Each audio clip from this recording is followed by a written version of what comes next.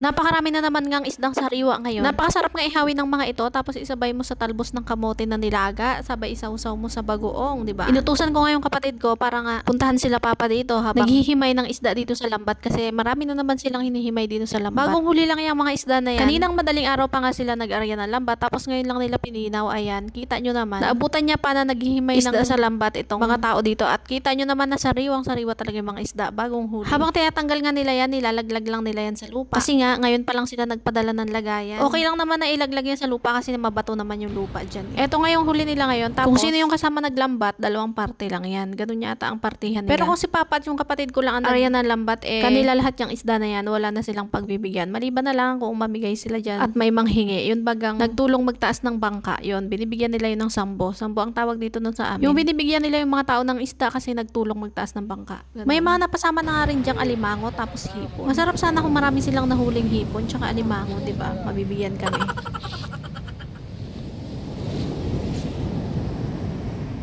Yan, hipon.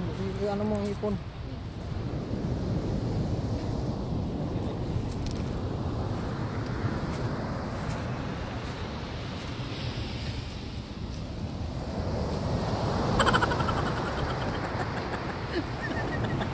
Maliliit na nga ang alon ngayon at hindi na masyadong malabo yung dagat kaya medyo konti na yung nahuhuling isda. Samantalang dati sobrang labo ng dagat na yan at marami silang isdang nahuhuli. Isang planggana ang nahuhuli nilang ganyan at maraming alimango rin. Pero ngayon madala nga kasi hindi masyadong malabo yung dagat. Napakasarap talaga dito sa probinsya kapag masipag ka maglambat, meron ka kapamilya na nangingisda. Nakakaulam ka ng mga sariwang isda. Minsan nga binibigyan ka lang. Yung anak ko nga kapag maraming alimango tapos hipon, binibigyan niya ni papa ng kanyang pangulam. Dahil nga paborito niya yan. High blood nga yung kapatid ko tapos si papa kaya hindi sila masyadong kumakain yan. Pero minsan, makulit rin. Eto nga, binigyan kami ng pang-ihaw na 4 na piraso at binaon na lang namin yan sa opisina. Inihaw nga lang yan ng asawa ko tapos inulam niya ngayong umaga. Ngayon nga wala akong gana kumain kapag umaga. Kaya minsan nagkakape na lang talaga ako. Kapag naman wala akong gana magkape, ayan, tubig na lang yung iniinom ko. Dati nga nung sobrang init ay igang-iga talaga itong tubig na to. Samantala ngayon tignan nyo, napakalalim na ng tubig. Nung makarating na kami sa opisina, ay inihaw na nga ng asawa ko yung kanyang pang-ulam. Kapag mga ganitong sariwang isda kasi mahilig talaga siya mag-ihaw. Kasi minsan kapag gusto niya mag-ihaw tapos bibili kami sa palengke. Hindi na sariwa kaya sinusulit niya talaga yung mga isdang sariwa. Pagkadating nga namin sa opisina ay eto naman naghahanda na yung mga kasamahan ko dahil nga meron silang libing ngayon. Nilinis na nga nila yung sasakyan kasi medyo malayo-layo nga yung libing nila ngayon. Sa Santa Cruz pa nga sila pupunta at ang biyahe yata papunta doon ay 1 oras kapag mabagal yung takbo mo. Pero kapag mabilis ay kulang 1 oras. Eto nga pala yung panglibing nila kapag ordinary lang yung kinuhang service ng family. Pangalawang libing nga nila yan ngayon at yung unang araw kanina ay sobrang lalim ng baha sa may sementeryo. Sobrang lakas kasi ng ulan kaya magbabaha talaga. At kahit nga umuulan kung ma-schedule talaga ng libing ay wala tayong magagawa dyan. So hanggang dito na ang for today's mini vlog. Thank you for watching. Bye!